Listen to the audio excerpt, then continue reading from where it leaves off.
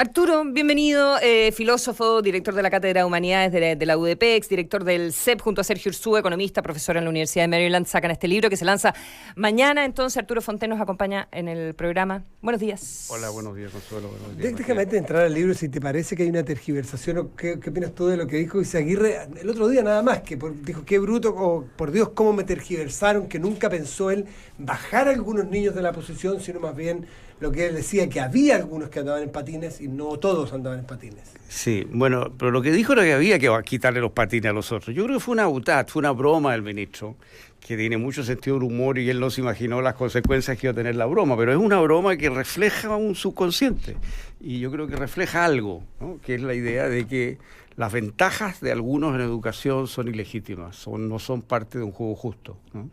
Y entonces hay que igualar la cancha por la vía de rebajar a los que tienen en lugar de subir a los que no tienen, ¿no? Es la idea de que es como un juego de suma cero, lo que tienen unos niños lo pierden otros. Yo creo que eso está un poco instalado, entonces yo creo que la broma fue dicha sin duda en espíritu de broma, y así lo decimos nosotros en el libro, expresa algo real. Y eso vale la pena entonces hacer, como que dice, un ensayo nuevamente sobre el punto y aportar sus miradas. Así es, eso fue lo que tratamos de hacer.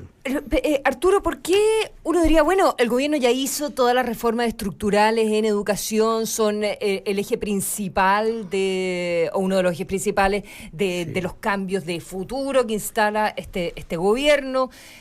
Entonces, ¿para qué insistir en el punto? ¿Qué posibilidad hay de retrotraer lo que se hizo con la educación en este gobierno? Mira, ese es un punto muy válido. Nosotros no estamos pensando retrotraer las cosas a lo que era antes, ¿no? Nosotros estamos haciendo una serie de propuestas que no son ni lo que había antes ni lo que hay ahora. Pero el libro invita a repensar el diagnóstico sobre el cual se diseñaron las políticas que son hoy día el statu quo, y que son planteamientos en función de ese diagnóstico. Y nosotros creemos que ese diagnóstico hay que revisarlo a fondo. Un diagnóstico que se basa en la idea como básica del fin del copago, de la selección y el lucro. No, yo diría que esa es más bien la consecuencia del diagnóstico. ¿Ya? Pero el diagnóstico básicamente es que el gran problema de la educación en Chile es la segregación. Y que la segregación se debe a la selección, al financiamiento compartido, a la selección académica o no académica, etc. Y a juicio de ustedes ahí no está el núcleo del problema de la educación chilena. No es así. No solo no es el núcleo del problema, no es la causa de la segregación. Nosotros tenemos un nivel de selección académica previa a la reforma del orden de 17% contra un promedio de la OCDE del orden de 34%. O sea, nosotros tenemos mucho menos selección académica que lo que es común en los países OCDE. En los países de alto rendimiento, digamos Holanda, China, Singapur, etcétera, el nivel de selección académica supera con mucho el 70%. Nosotros estamos muy por debajo de los grandes países en materia de selección académica. Y en materia de selección por convicciones religiosas, por ejemplo, estamos un poquito bajo el promedio de la OCDE y muy por debajo de países como Bélgica, por ejemplo, que no tienen segregación. Entonces, la relación causal entre estos dos factores y la segregación nosotros no la encontramos en la evidencia.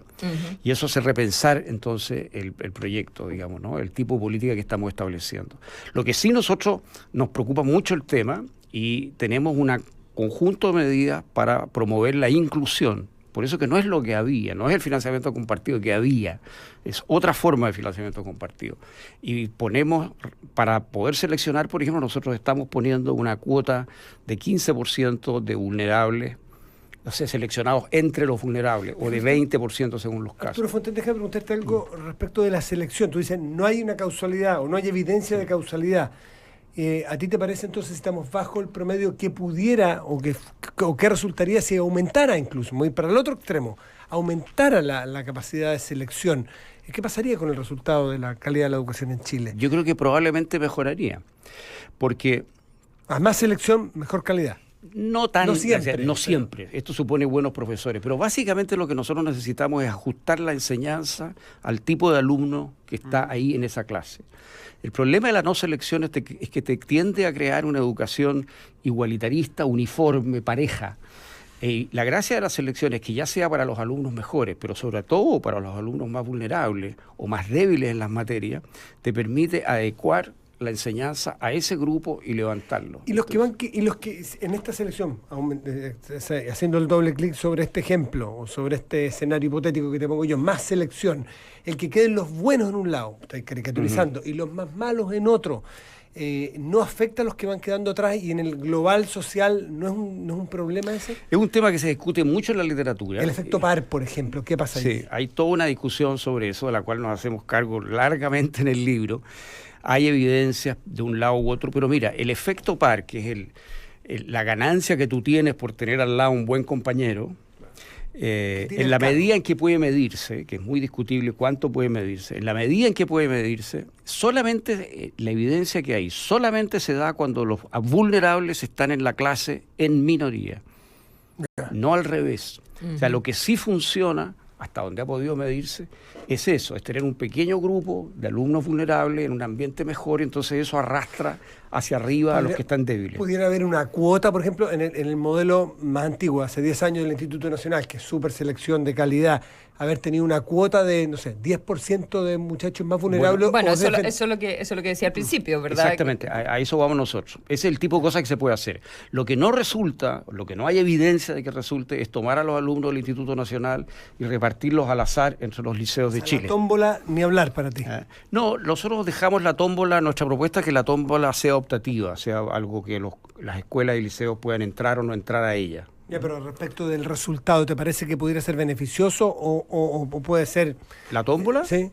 Mira, la tómbola es un mecanismo para asignar los alumnos a las escuelas. Tiene una ventaja en términos de que todos participan en el mismo momento, pero tiene una desventaja, tiene varias dificultades. Una es, primero, que no permite factores cualitativos. O sea, tú no puedes ajustar el colegio o la escuela, digamos, a un cierto tipo de alumnado en función de factores cualitativos. La tómbola solamente puede reconocer factores objetivos. Tu género, tu sexo, tu edad, qué sé yo. Tu barrio. Tu barrio, en fin. O si tú marcas una religión, digamos, pero no puede alguien evaluar hasta qué punto, por ejemplo, esa persona que marcó soy evangélico para entrar a una escuela evangélica realmente practica eso, no hay una conversación, en fin. Entonces los factores cualitativos quedan fuera. Lo otro es que es un sistema que no sabemos cómo puede funcionar en una ciudad como la de Santiago, con los problemas de movilización que tenemos nosotros, que no es lo mismo que Boston. Ese es el otro problema. Y el otro problema es que esto nunca se ha aprobado habiendo financiamiento compartido.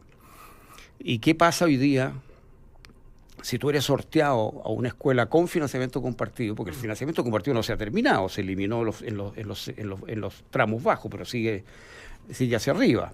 Entonces, donde hay aporte del Estado.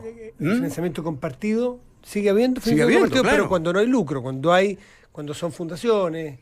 No, el lucro se eliminó, eso está fuera de duda, pero el financiamiento compartido se eliminó solamente en los tramos bajos del financiamiento compartido. O sea, el financiamiento compartido sigue existiendo en Chile. Entonces, tú vas a poder postular a un colegio con financiamiento compartido y suponte que tú quedes con financiamiento compartido por la tómbola, ¿no? Luego, ¿qué pasa si ese alumno, dado los demás cambios que se han hecho, decide no pagar? Se han hecho una serie de cambios para hacer muy difícil sacar a un alumno si no paga. Estoy confundido con eso del financiamiento yo compartido, también. porque yo pensaba que terminaba absolutamente en las escuelas donde reciben subvención. No. Estatal, y que por lo tanto los padres no tenían que se sacar el copago uno por otro. Lo que se llama el copago, o sea, es el fin del copago de la selección y del lucro. Esa es la idea, ese es el proyecto, esa es la meta, ¿Ya? Pero todavía no hemos llegado a eso. O sea, el financiamiento compartido sigue existiendo en los tramos altos. Ahora, volviendo como a la idea base, ustedes también, bueno, nos centramos quizás en los aspectos más polémicos, pero hay como 14 ideas en el libro, porque tú no puedes decir, ya, vuelvo a la selección y dejo abandonado a todos los niños que quedan en los peores colegios, o sea, al final es el peor de los mundos para ellos. Hacen una apuesta muy fuerte ustedes por mejorar la calidad de los profesores, con varias ideas de aumentar las becas, ¿verdad?, para que la gente haga magíster también, el asunto también de aumentar los sueldos, seguir aumentando los sueldos más allá de lo que se estableció en la ley de mejoramiento docente, y también dar más libertad, que es algo que se discute hace tanto tiempo, a los directivos y no estar tan amarrado por el currículum, también en las formas, le dan harto vuelo al asunto de los profesores, ¿verdad? Sí. Sí, ese es un punto central para nosotros. Mira, fíjate, Consuelo, que nosotros hemos visto que durante gran parte de estos años, estoy hablando de los últimos 20 años, qué sé yo, el sueldo real de los profesores ha estado por debajo del sueldo real que tenían los profesores en 1970. O sea, hemos tenido al profesorado con un nivel de ingreso bajo, sin considerar el costo de oportunidad. O sea que muchas otras profesiones que ellos podrían haber escogido han tenido enormes alzas de ingresos, ¿no? Entonces, el profesor ha estado muy castigado todos estos años. Entonces, nos hemos creado ahí un imán para atraer a la mejor gente y para crear además el estímulo, ¿no? El entusiasmo. Esta es una carrera, una actividad que requiere mucho corazón, es muy poco rutinaria, es una tarea que requiere imaginación, todos los niños son distintos, cada clase es distinta, en fin, es una cosa que requiere versatilidad, imaginación, motivación. Entonces, nosotros queremos llevar el sueldo de los profesores a que sea un 10% por encima del promedio de los profesionales con título universitario. Ahora, en Chile. la carrera docente que se aprobó como una de las grandes reformas recientes, sí establece ese como uno de los puntos centrales, el alza importantísima del nivel salarial de los profesores. Eso lo ponemos que es un gran avance, pero aún así nos parece insuficiente. Aún quedamos bajo el promedio de los profesionales con título, digamos, universitario en Chile. Nosotros queremos, o por ahí, nosotros creemos que tiene que ser un premio, tiene que estar en un 10% por encima. Esa es una de las propuestas concretas que hacemos. ¿Y eso económicamente es viable? Ustedes hacen unos cálculos, ¿verdad? Sí, nosotros pensamos que sí. Obviamente todo aquí depende de dos cosas. O tú redistribuyes dinero de otras partes o tú sacas dinero fresco, digamos, de otras partes. Pero no son sumas siderales, digamos, ¿no? Este tipo de cosas, por ejemplo, costaría del orden de $60 millones mensuales, que para lo que es el presupuesto de Chile no es ninguna cosa de loco. No desequilibra nada. No. Respecto de Educación con Patines, que es el título de este libro que presenta Arturo Fontaine y Sergio Ursúa, está Arturo Fontaine con nosotros. Muchos dijeron que el error de las reformas hechas en el gobierno de Bachelet es que estaban muy teñidas por lo ideológico y por el cartel, digamos, lo que aparecía.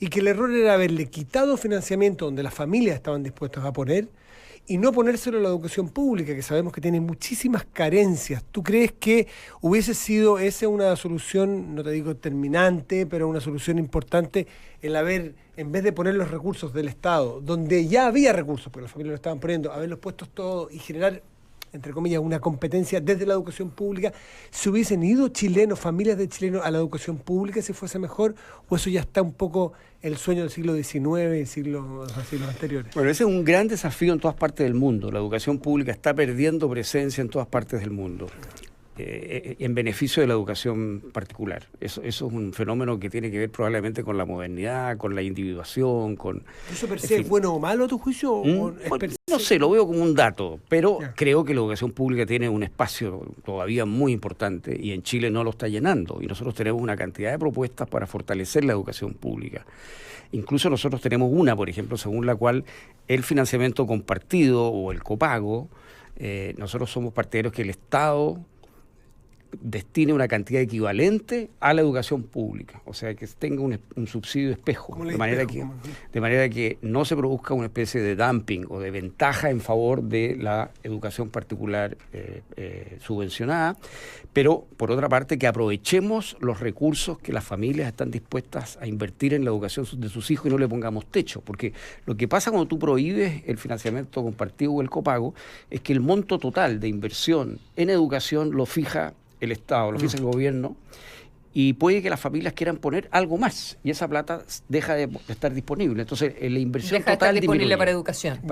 Perdón, pero la experiencia coreana, por ejemplo, es que aparecen estas academias y que la familia que estaba dispuesta a poner 50.000 pesos y te dicen ya no la ponga más, la va a poner el Estado, esa familia igual va a poner los 50.000 pesos en educación, en clases de inglés, en clases de otras cosas, y empiezan las academias después del colegio. Exactamente, y aquí tenemos los preuniversitarios, por ejemplo. Los after school ya aparecieron en nuestro país. Lógico. Ya están. ¿Qué te parece Gerardo Varela como ministro de Educación? Bueno, yo lo conozco apenas, personalmente, pero lo he leído, claro, y me he enterado de su trayectoria. Tengo entendido que es un abogado muy, muy competente, brillante, muy, muy exitoso, un gran negociador, me dicen. Yo lo que veo es que tiene lenguaje, tiene inteligencia y tiene algo muy importante, tiene sentido del humor. Le deseo suerte. Es un desafío grande el que tiene. Si no parece ser que vaya a ser un funcionario promedio, va a jugar una posición relevante, no es un tipo que vaya a ser medio invisible, y eso es interesante. No da la impresión de que vaya a ser invisible, no es el tipo de persona como para ser invisible. Y quizás en educación se necesita un ministro provocador que lleve las cosas a un punto, que se rompa el statu quo y se provoquen cambios. ¿Te parece que esa es la mirada de...? Es posible. Yo creo que, por otra parte, sospecho, porque no tengo ninguna información, de que puede haber pesado en su designación su competencia legal, ¿no? Este es un tema que hoy día tiene mucho que ver con reglamentos, decretos, la relación entre los decretos y las leyes, en fin, hay una cantidad de cosas de ese tipo en las cuales yo creo que él puede hacer un aporte. Y lo que me dicen es que esta gran capacidad negociadora que él tiene, y yo creo que eso es una virtud importante en un ministro, en esta área sobre todo. ¿A ti te parece que los niños de Chile, no estoy pensando en la gratuidad, que eso ya es otro temón, ¿verdad? Universitaria, sí, pero que los niños de Chile, con las reformas que implementó este gobierno, ¿van a estar mejor? ¿Va a ser mejor su educación? Ojalá, pero no hay ninguna seguridad que así sea.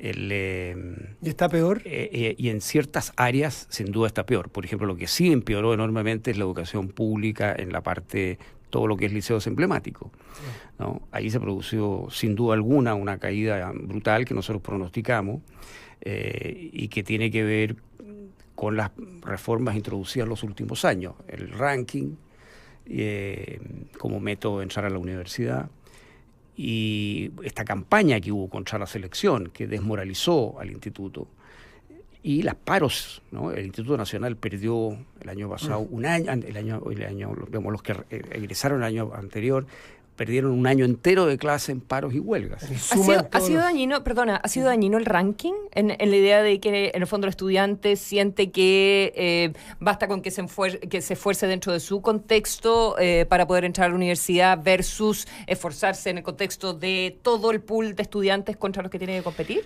Ha dañado a los colegios selectivos porque a ti no te conviene estar en un colegio tan exigente. A ti lo que te conviene para los efectos del ranking es ir a un colegio malo, estar tú ser el primero, el segundo, el tercero, el cuarto. Ser cabeza de ratón. Claro, exacto, ser cabeza de ratón y no cole león. Aunque aprendas menos, sacas más puntos que si eres el número 20 del Instituto Nacional, y ser el número 20 del Instituto Nacional es sumamente difícil. Pero hay muchos colegios donde ser el número 2 no es tan difícil. Entonces, efectivamente, ha habido una fuga desde el Carmela Carvajal, desde el Instituto Nacional, estos colegios selectivos hacia colegios menos exigentes.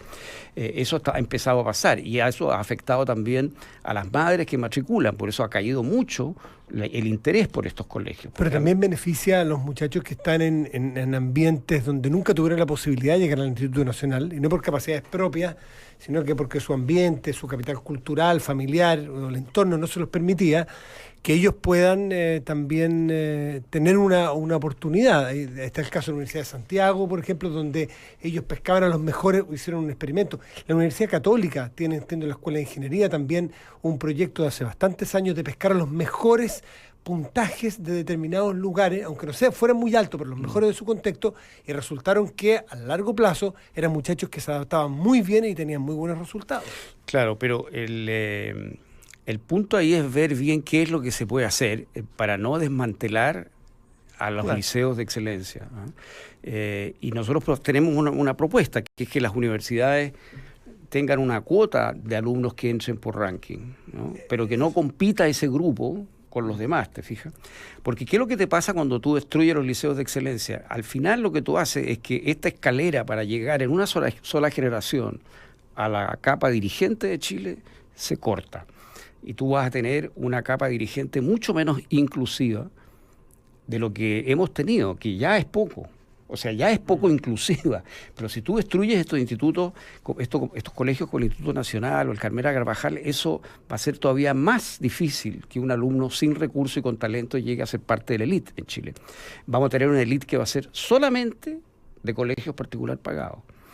Y hoy día por lo menos tradicionalmente, el Instituto Nacional, el Carmela Carvajal y otros liceos lograban una cosa notable, y eso lo está aprobado en el libro, tenemos todos los datos, lograban que el rendimiento académico de los alumnos no estuviera correlacionado con el nivel de ingreso, o sea, el capital cultural de la familia de origen.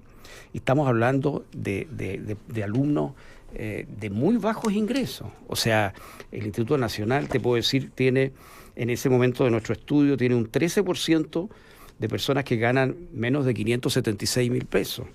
Tiene un 7% de personas que ganan menos de 144.000 pesos. Y esa gente tiene, al entrar a la Católica, en Ingeniería Civil, o a la Chile en Ingeniería Civil, carreras hipercompetitivas, tiene los mismos resultados que la gente de los colegios particulares pagados. Entonces, ese es un logro educacional tan extraordinario en cualquier parte del mundo, que a mí me parece un crimen poner en duda o barrenar ese tipo de institución, te fijas, en lugar más bien de multiplicarlas. Y cambiarlo por lo que ustedes describen como un igualitarismo burocratizante. Bueno, eso es lo otro que nos preocupa, que se ha dejado caer sobre las escuelas particular subvencionadas y sobre la educación pública una burocracia que todos los profesores con que tú hables te lo dicen. Tenemos a los directores no dedicados a educar, los tenemos dedicados a la burocracia, al papeleo, al control, porque se instaló la desconfianza y la suspicacia como un método de gobierno. El uso de los recursos. Tú lo ves en la educación pública, por ejemplo. En la educación pública, el director del liceo, esto no es de ahora, no es un problema del gobierno de la Bachelet, esto viene de antes. El director o el rector no puede nombrar sus profesores. Entonces, no puede formar sus equipos. Entonces, porque se desconfía en el fondo. Es un sistema basado en la desconfianza. Yo una vez escuché a una directora de un colegio decir que usaba el 70% de su tiempo en papeleo. El 70%, un líder de una escuela. Hoy día no podemos pasar porque información privilegiada no está. Yo tengo una ya no están retando. No importa. Pide perdón en PP y permiso. Arturo Fontaine, yo la última pregunta porque me llama la atención. Siempre en las propuestas de educación se habla mucho de marco legal, de incentivo, de todo lo que hemos hablado todo este rato, pero ustedes proponen un tema que es más bien social y no siempre se asocia a la calidad de la educación, que es la tolerancia cero en el alcohol y las drogas en la escuela. No está muchas veces en la discusión y ustedes lo ponen como un capítulo. Me gustaría saber ¿por qué lo ponen y cuál es la importancia relativa que tiene? Mira, porque en los estudios internacionales, estos que hace la OCDE en base a PISA, nosotros somos uno de los países donde mayor problema hay de alcohol y droga. O sea, más que Holanda, por decirte. Más que países desarrollados donde uno supone que esto ocurre, y por supuesto que ocurre, pero nosotros tenemos un problema grave de alcohol y droga a nivel escolar. Esto es todavía más grave en la educación pública. En la educación pública se ve, según los estudios de Senda, hay más droga en la educación pública que en la educación particular subvencionada. Una de las razones entonces que nosotros conjeturamos por el cual la gente prefiere el colegio particular subvencionado es muchas veces no el resultado académico que mide el CIMSE, que a veces no es mejor, pero sí este tema que preocupa naturalmente mucho a los padres. Entonces este alcohol temprano, estas drogas temprano, es un tema que tenemos que abordar y que está afectando el rendimiento de los alumnos sin duda alguna y está afectando sus hábitos de trabajo que al final son a veces más importantes que el rendimiento académico a la larga. ¿Por qué es que están ausentes en la discusión de la calidad de la educación? Se lo mira como un tema aparte. Sí. En circunstancias que está muy relacionado. Arturo Fontaine, 1.000.000 de gracias por haber venido esta mañana. Mucha suerte con el lanzamiento del libro. Estábamos hablando de educación con patines, escrito junto al economista, profesor de la Universidad de Maryland, Sergio Ursúa. Muchísimas gracias a ustedes. Que estén muy bien. Que estén muy bien.